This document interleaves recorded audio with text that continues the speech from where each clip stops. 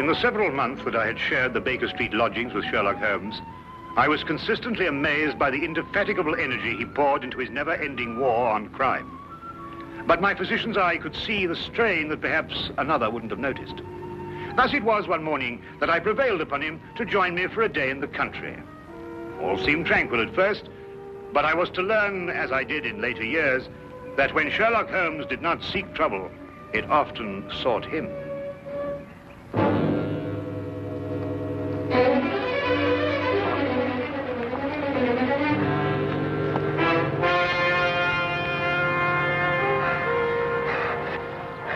Help her.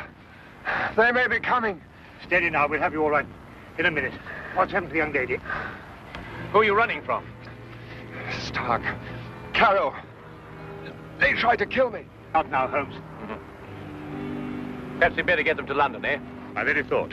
The young lady is uninjured, but she's suffering from a deep state of shock. Come along. Oh.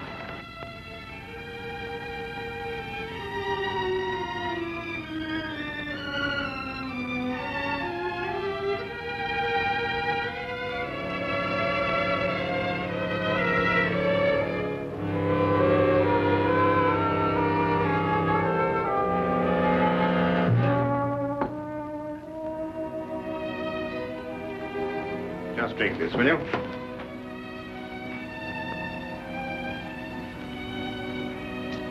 Better now? Much, thank you, sir. Will she be all right, Doctor? Oh, yes, I think so. Twice last night she saved my life. Who is she? I don't know. We only met last night. I'm afraid she's mute. What? Deaf mute? No, she hears and understands perfectly. How did you meet her? Well, it all started yesterday afternoon. Seems an eternity since then. I was in my office, facing the realities of my professional situation. I suppose that everyone finds his first venture into independent business to be a dreary experience. After a year of it, I'd about decided to admit failure and seek employment with some recognized firm. It was at that point that I received a client. Mr. Hatherley? His name was Colonel Lysander Stark. Had I known then what horror he was bringing into my life, I would have strangled him right then and there. Frankly, Mr. Hatherley, the commission I have come here to offer you deals with a matter of extreme secrecy. I have gone to some lengths to acquaint myself with both your professional and your personal qualifications. Personal qualifications, sir? Yes. I know you to be an efficient hydraulic engineer, but also that you are a bachelor, an orphan, and that you reside here alone in London. Why, that's very true, but I'm afraid I don't understand. You shall when I explain the assignment.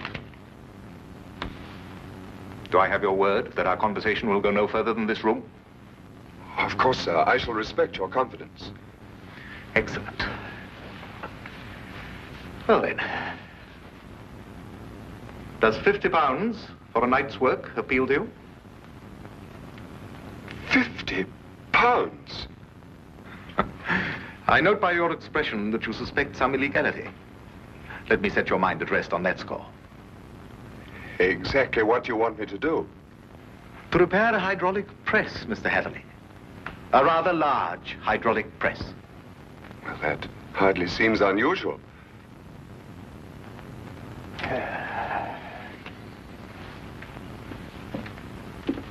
For some years, I have owned a small place in the country just outside London. Recently, it has come to my attention that the land contains a vein of something commonly called fuller's earth. I trust you are familiar with the term. But ore is dug out of the earth. Why should you need an hydraulic press? I'm a businessman, Mr. Hatherley. Undoubtedly, the land surrounding mine contains more of such wealth. I hope to use the income from my own discovery to purchase my neighbor's land cheaply before he discovers its hidden wealth. I see. If my neighbor were to suspect what wealth he treads on daily, he would never sell at any price. It's quite clear now. You use the press to mold the dark earth into some innocent form so that you can dispose of it without suspicion. Precisely. Very ingenious. There's a fortune down there. A fortune.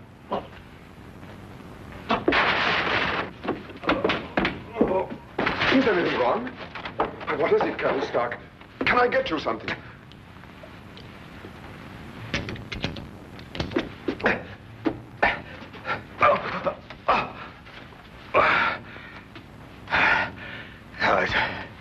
It's all right. My heart. I oughtn't to get too excited.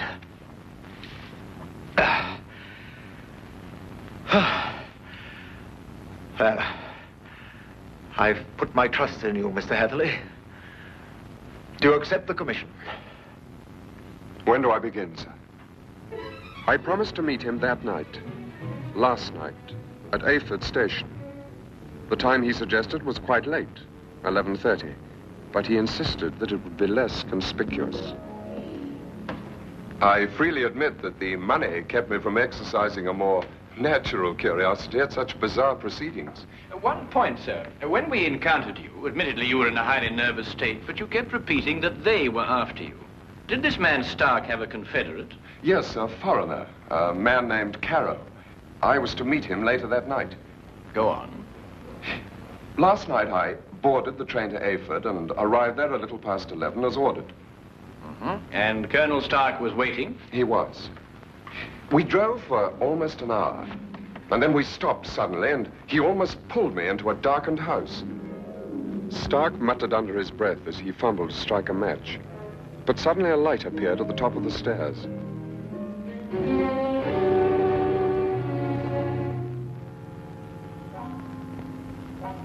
It was the first time I saw this young woman, gentlemen.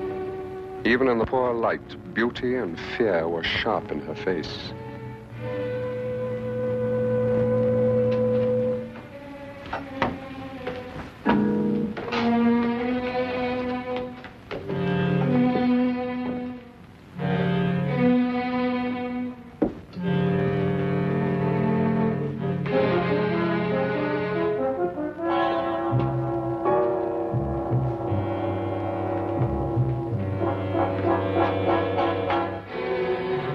Is our housekeeper.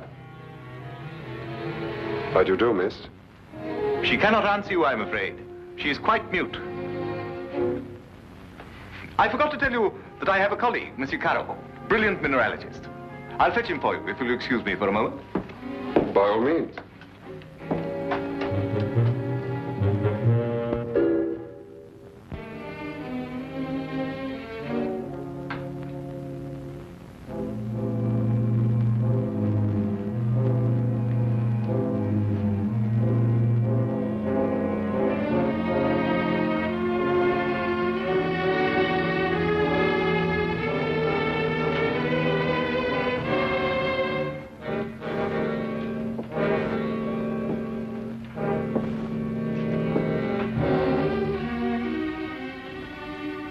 Is there anything wrong? You want me to leave? Why? Are you trying to warn me against Colonel Stark?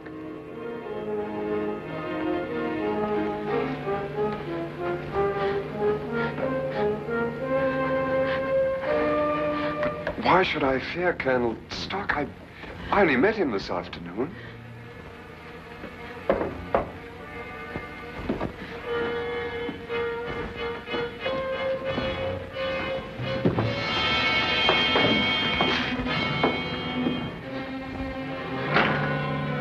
Hatherley, I'd like you to meet my friend and associate, Monsieur Carrow.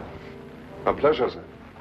Colonel Stark will show you our press and explain the difficulties we have. I'll join you in a moment, after I have arranged with our housekeeper for your stay tonight. Yes, that's a good idea. Will you come this way, Mr. Hatherley?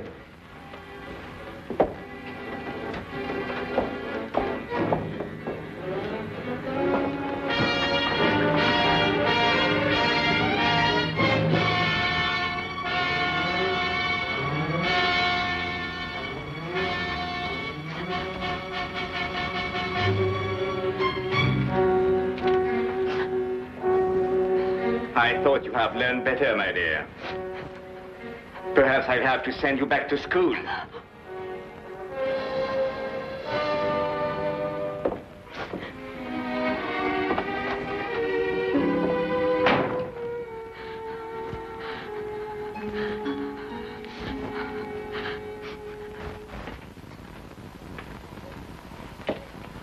Yes, in principle, this is the standard hydraulic press.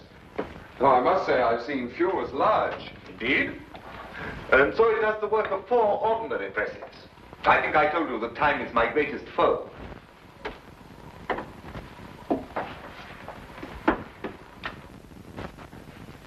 Would you bring more light, please?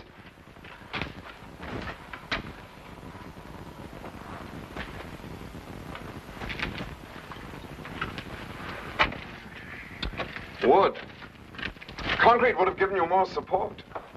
Are these walls reinforced from the outside? Bruno, I was just about to explain to Mr. Hatherley that all the walls except the one he is examining are reinforced. However, There's no trouble with the walls. It's in the machinery. You'll hear it. Good. Just wanted to check up first.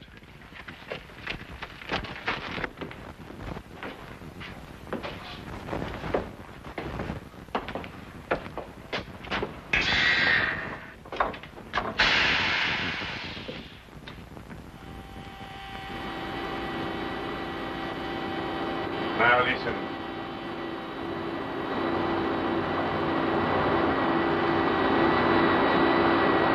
Know what it is?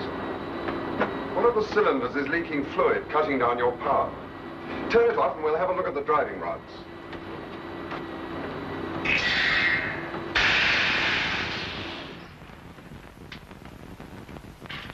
I knew what I was after, and the rest proved to be no problem. Of course. You knew by then the true purpose of the press. Not quite. Although I was sure it was not for making dirt brick molds. Much too large for that. But they'd lied to me so blatantly, I thought it best not to call them on it right off. Well, what were they using the press for?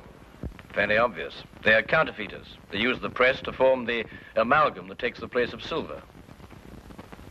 So I learned during the night. It was naive of me to assume that everyone but myself was asleep, but I did.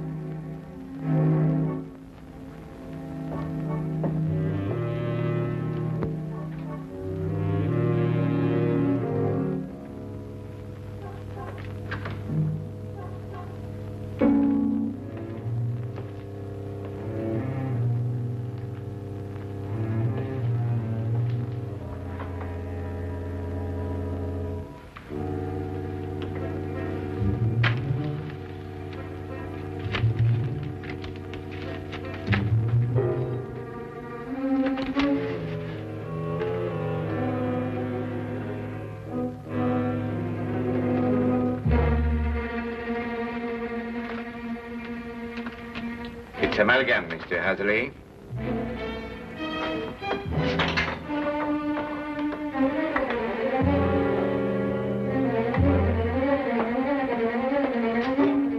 Carol, open up! Let me out of here, Carol!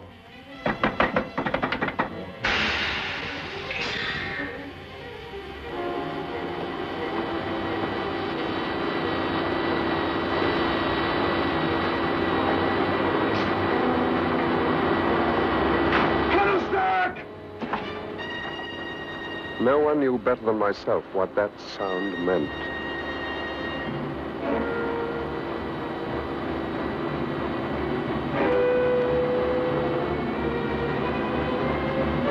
Caro had started the press. Within minutes, that cold ceiling would be down with a force capable of grinding me to a shapeless pulp. And there was no way in the world I could stop it.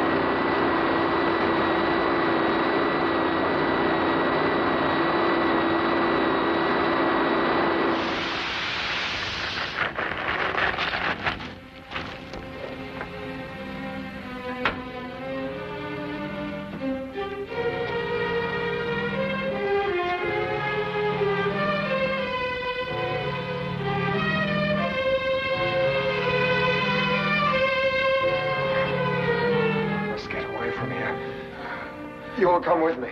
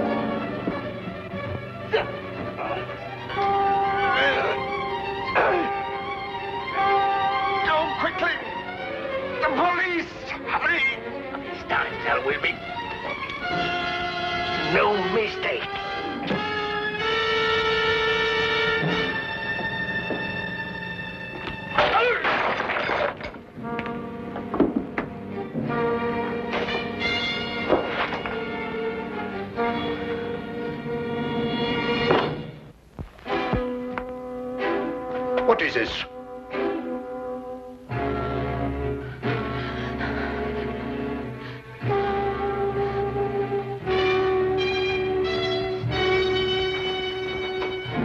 What's happened here?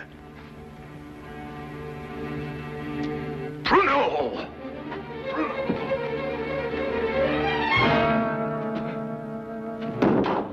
No. No.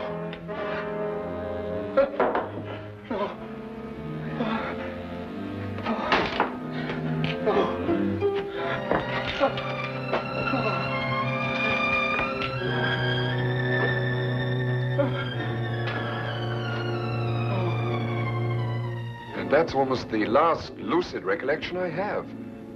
I remember carrying her outside and plunging ahead into the darkness. Then you have no memory of going through the woods? Almost none. The next thing I remember, you and Dr. Watson were bending over me. Are you all right? She screamed. Did you hear her? Yes, quite clearly. Please, don't let them send me back. I can't bear it. There now. Brandy, Holmes, will you? There. That's right. You'll be all right. Here, drink this, will you?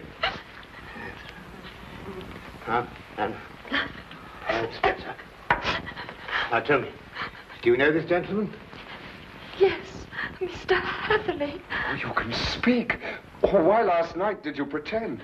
I wasn't pretending. I've been unable to speak for a year. Excuse me, Miss, Connors. Ruth Connors.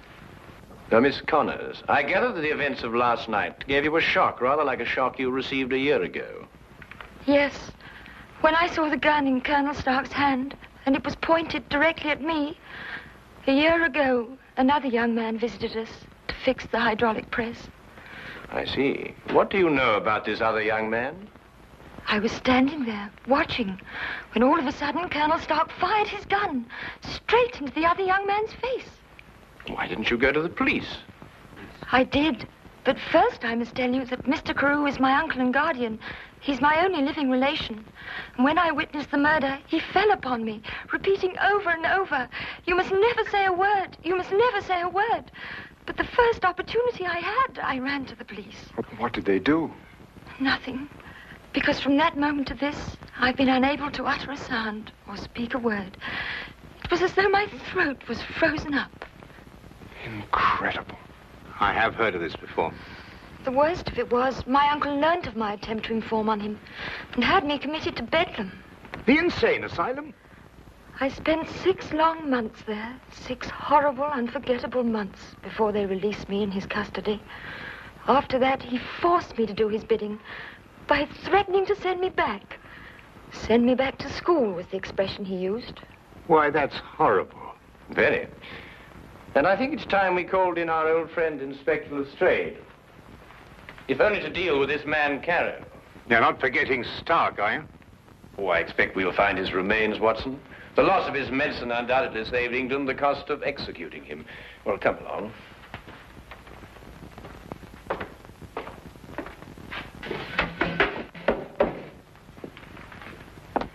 Now that young Mr. Heatherly tells us about neglecting the candle while he made his escape, I can place the blame for the fire. You sure it was Colonel Lysander Stark whose remains you found here? No doubt. Several articles of authentic identification, no doubt. Anything else? No, Inspector. Sorry. All right, thank you, Constable. Now where's Holmes got himself to?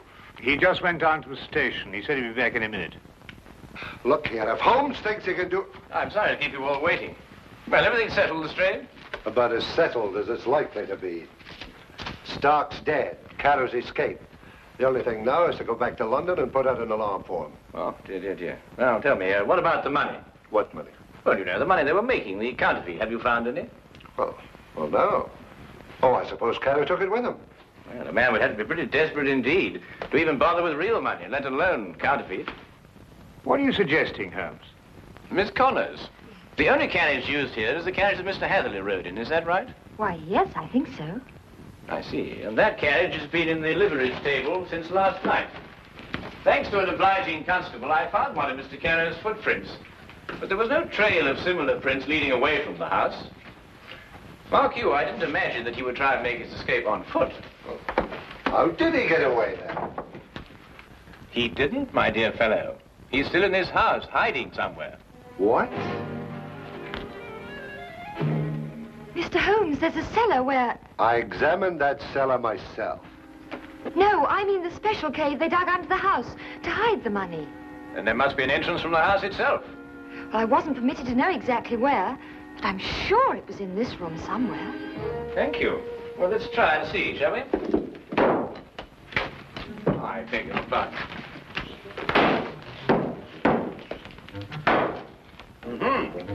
What have we got here?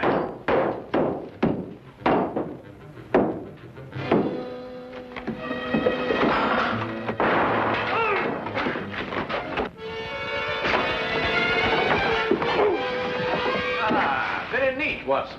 Oh, there wasn't anything to it. Now then, what have we got here?